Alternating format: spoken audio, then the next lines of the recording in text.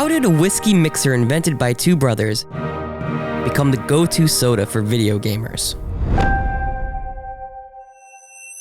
In the late 1930s, brothers Barney and Ollie Hartman moved from Georgia to Knoxville, Tennessee, and found the Hartman Beverage Company.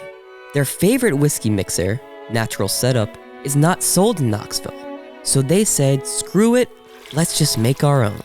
They concoct a carbonated lemon-lime drink and realized that when mixed with hard liquor, it tastes a lot like homemade hooch.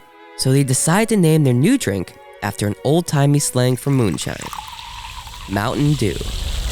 By 1940, the Hartman Bros decide to sell their mixer in local stores, but no one really wants to buy it. So, they were branded as a standalone drink, calling it an Appalachian thirst quencher. They sell it in green bottles, featuring cartoons of gun-toting country folk. They also slap on slogans like Yahoo! And it'll tickle your innards. And it really does. 1946, the Hartmans revealed the drink's new look at the Gatlinburg Bottling Convention, which is presumably the Met Gala for people who like to dance to Cotton Eye Joe. They continue to hit the convention circuit and spread the good word about Mountain Dew. Throughout the 1950s, Mountain Dew still isn't selling. People just prefer citrusy drinks like 7-Up and Sprite. In 1960, the Tip Corporation, which is somehow not a Moyle startup, decides to buy the struggling soda. All the Hartmans asked in return was that they bought them dinner, and they did for a cool $6.95. Yes, this is a true story. Later that year, the Tip Corporation adds lemonade flavoring to the original recipe and keeps the fun Appalachian packaging. Hey, that kind of rhymes. 1964, PepsiCo buys the Tip Corporation and acquires the rights to Mountain Dew. With major corporate backing, finally, Mountain Dew starts selling. By 1974, Pepsi adds orange flavoring and an electric green coloring to Mountain Dew. They ditch the hillbilly branding, and Mountain Dew continues to grow in soda pop popularity. Also, Richard Nixon resigns after the Watergate scandal. That's not related to Mountain Dew, but I'm just trying to give you some historical context here. Let's fast forward to the late 90s.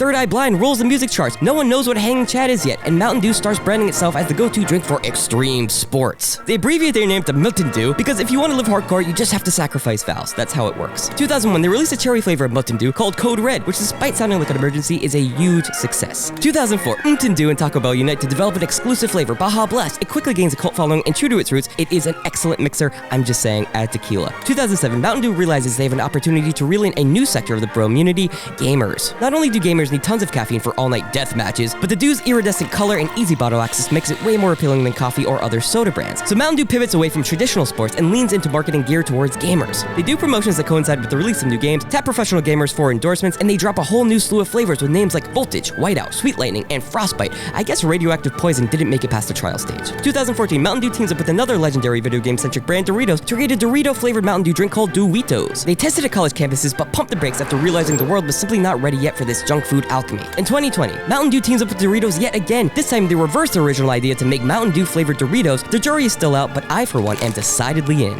Until another company gets the balls to make a soda that sort of tastes like juice but has the nutritional value of an energy drink, we'll just have to keep that neon nectar a-flowing. Started as a bootleg mixer for booze, successfully turned into the most extreme mainstream soda in the world. Thank you, Mountain Dew, for tasting like motocross ginger ale.